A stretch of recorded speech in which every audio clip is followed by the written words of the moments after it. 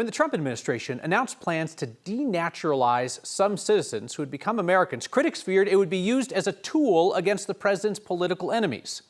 Our Angeline McCall found the current cases include one in Colorado.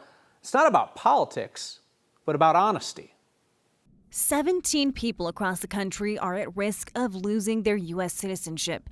It may not seem like a lot, but experts say otherwise. So this really reflects Trump's general administration, focus on immigration enforcement, right, and really a hard stance on that. Professor Robert Preuss, political science chair at MSU Denver, calls this case number unprecedented.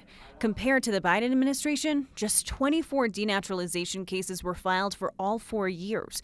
And on average, we've seen no more than 11 cases per year until now. Really revoking individual citizenship and targeting that in such a large fashion really is somewhat unique, but also really reflective of the hardcore stance that the Trump administration has taken against immigration, undocumented immigration in particular. One of the cases, a Colorado woman, Maria Montoya, who has been a citizen since 1997. Court documents allege she was, quote, ineligible for citizenship because she applied through a spouse.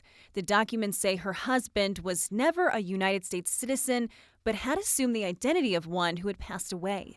The Department of Justice has filed to revoke her citizenship in Colorado federal court 14 years after her husband was prosecuted. Most of it really is about that process. So did you commit a crime prior to becoming a citizen, which would make you ineligible because you don't have good moral character? Or did you commit fraud or identity fraud or conceal something in your application process? Preuss says the current effort is looking at how people became citizens and alleging they shouldn't have qualified in the first place. He says it's a rare move compared to previous administrations, but one we may continue to see from the Trump administration as the president targets immigration enforcement.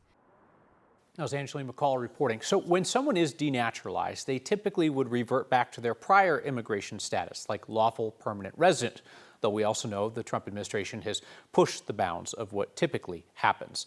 So we will be watching to see what happens in those 17 cases and whether they will try to strip people of their prior status as well.